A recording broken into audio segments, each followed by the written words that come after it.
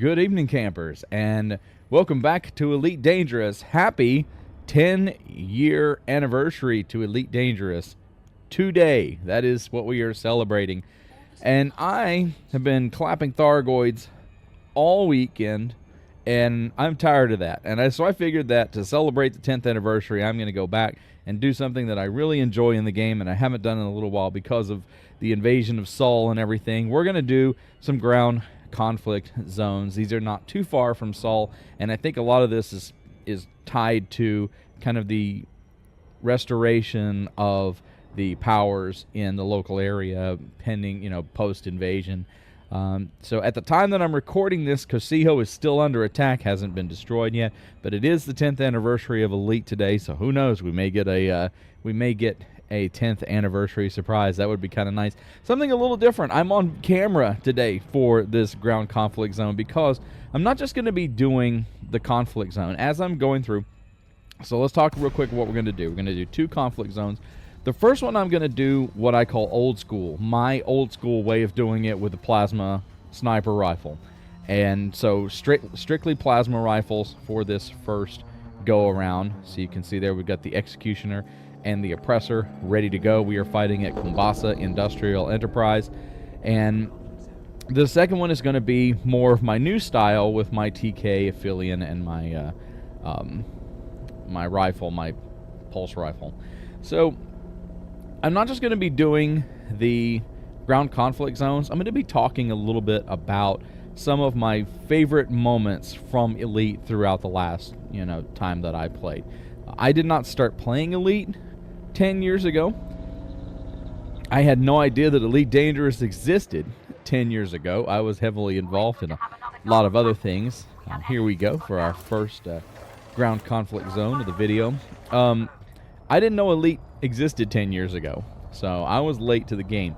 I actually started playing the game in 2018, 3304, at the first part of the year, so I came in very early during that time, and have been hooked on it ever since. So I came in not too long after Horizons was dropped, and people were first exploring some of the planetary surfaces and everything. And it was a lot of fun. It's been a lot of fun. It is a lot of fun, and it's had some difficulties, some challenges, but overall, I think that the game is in a really good place. It really is. And so throughout the course of this video, we're going to be shooting people and taking back our locations and everything. But I do want to talk, so kind of go back and talk a little bit about what I experienced and some of my favorite moments. Do keep in mind that this is not scripted, so I am playing this and trying to narrate and talk. I was too lazy to even put together a script for the things that I'd want to remember. I'm just kind of going off the cuff. So as we do the ground CZ, I'm trying to, take out this Enforcer and try to remember what it is that I'm talking about. So I came into the game in 3304. I played on Xbox. That was where I started out. And started out doing missions and, the basic stuff that I think everyone does. And got involved with Radio Sidewinder. They are still around. They are still awesome. And it was Radio Sidewinder that got me into exploration. And once I did an expedition out to Colonia and then out to the core to Sagittarius A, I was hooked. I was absolutely hooked. I had to become an explorer. I had to explore more of the galaxy, and I did. So it was that group, Radio Sidewinder, that got me into the exploration aspect of it. Once I returned from exploring the core and Sagittarius A, get out of the way, dude. Jeez. I bought an Anaconda. As you all know, the SPVFA Nightwish, which, by the way, in addition to Radio Sidewinder, I had been very fortunate to get involved with SPVFA, which was relatively new at the time. They had just really been founded a few months before I started playing the game. And so it was really cool to get involved with, that group of people and get to be part of the photography community. Holy crap, that is not cool.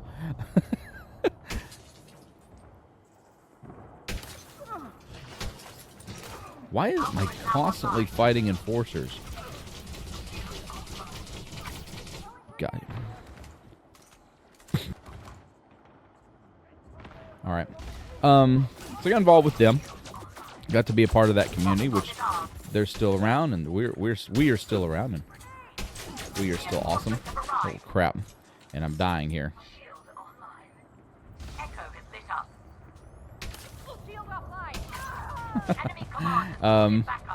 Yeah. So did that stuff, and then kind of got. That was the point where I started putting together Out There, and Out There has become kind of this thing over the years. I didn't expect it to become as big a deal as it has, which is really nice.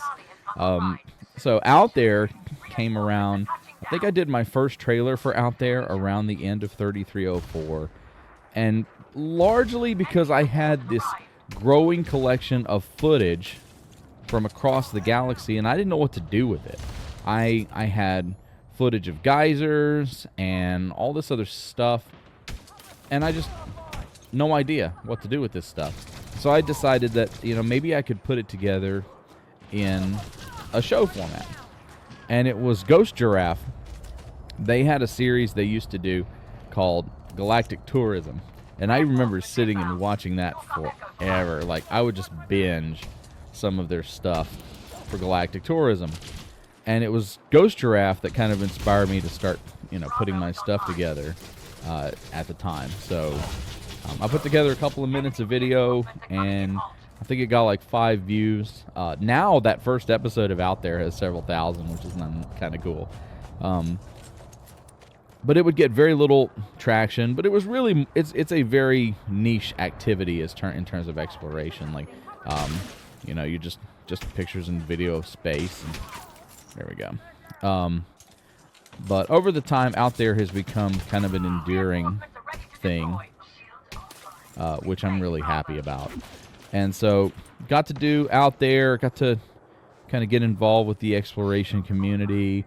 SPVFA thrived for a few years. It was really cool. We had Sagittarius Eye, which was like a community-driven magazine. It was pretty cool. So getting to be involved in, I'd never been part of a community that had so many cool community-driven activities, like magazines and podcasts and videos and countless YouTube channels and just all this cool stuff I just had never really experienced before in a game. Excuse you. That was rude. I was trying to give my monologue. So I'd never been part of a community that had done so many things, so it was really exciting. It was exciting to be a part of it all. Exploring out, we had a bunch of things going on at the time. This was back in the Horizons era, so you couldn't step out of your ship. You were confined to your SRV, which was, fine for the time. We didn't know anything else. So, like, this station didn't exist that I'm fighting at now. This is to go get some ammo, huh? Oh, these are bad guys I'm, like, restocking around, huh? Okay. It was the Horizons era, and we were stuck in our SRVs, and, but it was still cool. It was just kind of what we had come to expect and what we lived with. And it was the time when the Thargoids were very mysterious. Like, it was about a year before I met my first Thargoid. And I had to, like, intentionally go find a Thargoid interceptor. Like, I did not... Oh, come on. It didn't come find me. They were not everywhere like they are today. I had to go find an interceptor, and so I would go out to. It was the Pleiades. A lot of activity was going on in the Pleiades, so I would go out there and kind of experience what was going on and visit the ruins. And actually, one of the first locations that I visited with the Nightwish was one of the Thargoid ground installations, because they had these ground installations you could go and turn on like the giant map, and I think those are still around. But that was one of the first locations I took the Nightwish, was to go out and explore the Thargoid ground installation. So that was a lot of fun. But the Thargoids were very mysterious, and so we were still trying to kind of figure out where they came from and where they were going, what they were doing. It was a lot of intrigue involving Inara and Sojanai, and it was a lot of lore-based stuff, so there wasn't a lot in-game to affect what we were reading about. And that's when we had the notorious Cone Sector incident. Oh, and we're done here, so I'm going to finish up in a minute, and then I'm going to cut out, and when we get to the second CZ, we'll talk a little bit more about things. But we had the notorious Cone Sector incident with the Nosis, and what it was is the Nosis megaship was one of the only ships that was allowed to jump several hundred light years at a time. It had to be set by Frontier, and so what they would do... No! I freaking died? You've got to be kidding me. I think that means that I lost the round.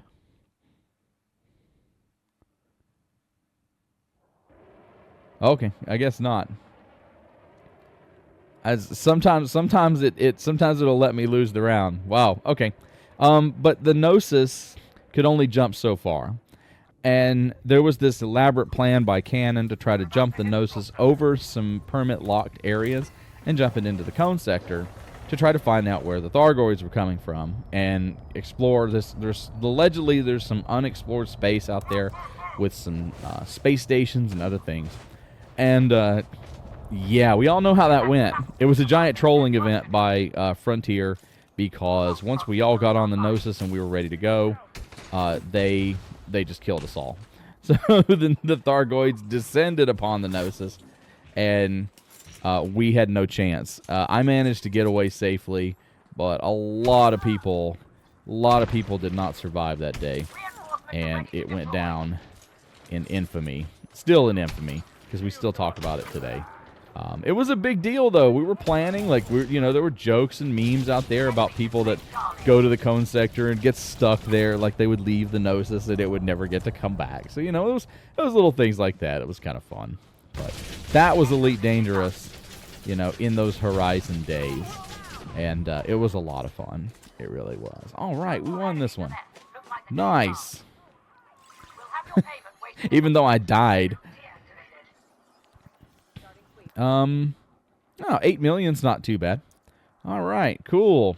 Okay, everybody, so I'm going to cut, and when I see you again, I will be on approach to my next conflict zone, which is going to be a completely different location, and we will continue talking. We will move into the Odyssey era and what that all intended. I'll see you guys in a minute. Welcome back, everybody, and we're on approach to Faraha Mineralogic Facility for our second CZ of this video. So where I left off with the story last was talking about the Cone Sector and the notorious Nosis incident. So the Nosis tried to jump. It didn't get to jump because it got attacked by Thargoids. And there was a couple of things that went wrong with that whole event, including the fact that the Galnet article explaining the attack was released a couple of hours before the attack actually began. So it spoiled it a little bit for some of us, which was why yours truly was able to get off the ship before things went down, because it was a big deal. Like, we were ready. Like, I was ready to get up at 3 a.m. my time to hop into the Cone Sector and start exploring and getting some first discovered credit. That's how big this was. We were ready for this. But anyway, moving on past that, that's a thing. So remember the Nosis, hashtag remember the Nosis. And a couple years go past, and then one morning I wake up, and there had been an accidental reveal of the new DLC for Elite Dangerous called Odyssey, and it was it's the now infamous blue picture with the soldiers on the ground and the giant ringed planet and the anaconda overhead. And so that was accidentally revealed, and so that became a huge thing because we had been wanting to get out of our SRVs, and because analysis had been done about the SRV and how it could, the glass screen could open up and people could get out of it. And so, we wanted to get out of our SRVs. We wanted to walk on atmospheric worlds. We wanted to land on atmospheric worlds. I would have settled for driving on them. But we were getting both. So we were going to walk on our atmospheric worlds, and we were going to get to, we were going to get to walk, and we were going to get to be on atmospheric worlds. And so we started getting kind of the test footage or the pre-alpha build in-engine footage that they showed, and it looked great. It looked fantastic. The new planetary technology was really cool. And then they gave us an announcement that they were going to have an alpha period. And so if you go back, I actually have footage from the alpha on my channel.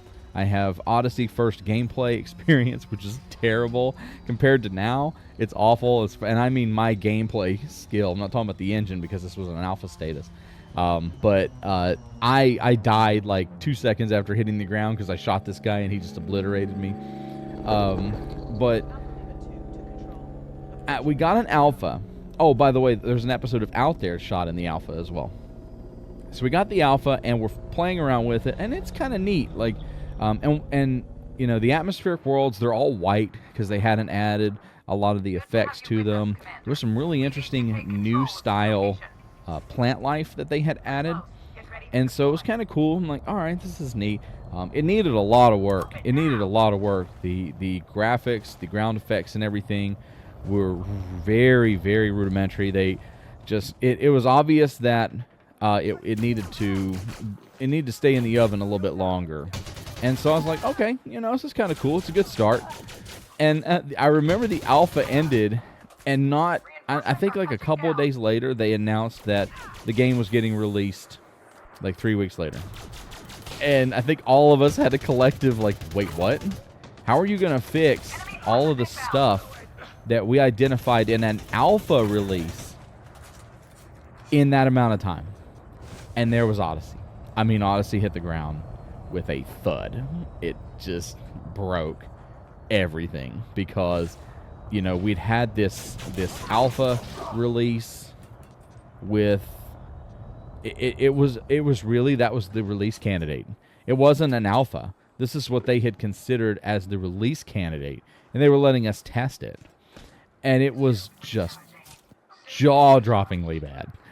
And it was so bad that when Elite Dangerous recently did the 10 years of Elite, and I spent all week dreading the Odyssey Remembrance post.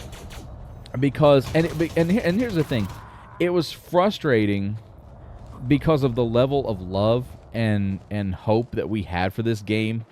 And it just was really, it was a slap in the face. And it made it into a war. It started a war. And so you had, the people who were supporting Elite, and you had the people that were mass leaving it and downvoting it, and just, people who, I mean, there's a difference between not liking something and then the level of absolute rage that came from some folks regarding Odyssey's status when it was released. It was really disappointing. And, but some of us, myself included, we soldiered on, we kept playing, and we provided as much feedback as we could to Frontier, through any channel that we could. And what you got to know about YouTube channels and content creators, and this is something that I know people have said before, but there's some people out there that just don't get this. These game companies don't listen to us, okay? You can say, oh, well, they'll listen to this channel and this channel. No, they don't. Even the big channels, they just don't. And so for somebody to say, oh, well, you should encourage Frontier to do this and do that. I'm like, yeah, I can as a player, but as a content creator, no way. They're not going to listen to me. I'm no more special than anybody else. And so there was a lot of push for that with Odyssey.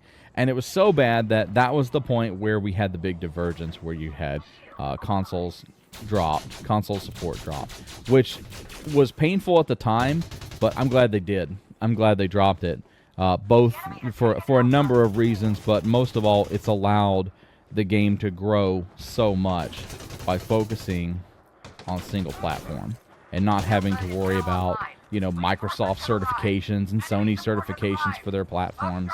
It is just straight up, here's the PC release.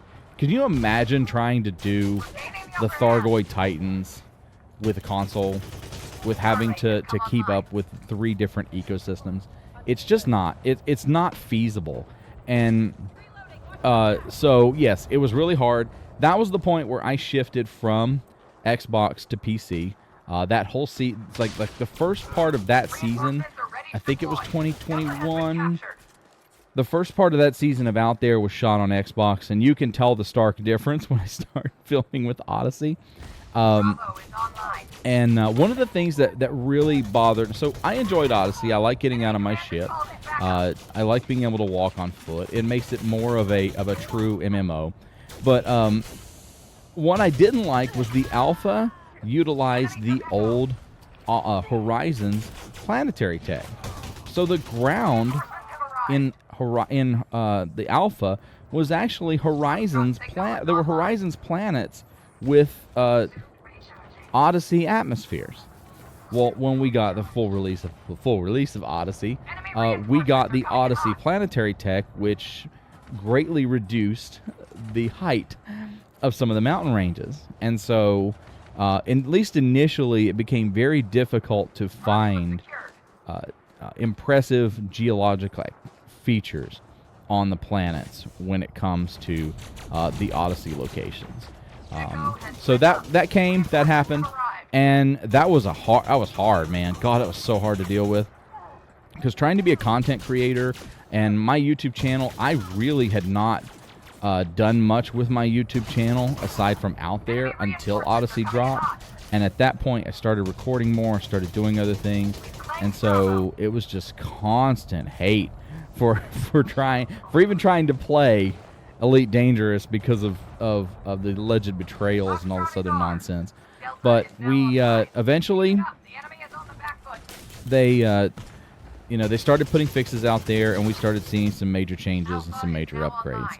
And here we are today. It took Odyssey, I think, about a year and a half to be where it should be, where it should have been when it was released.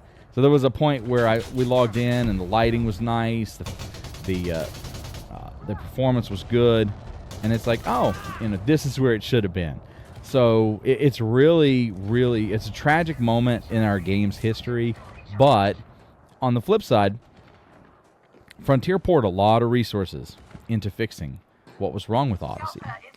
They did listen to community feedback. They did listen to people. I don't think they listened to content creators specifically. Again, that's not a thing.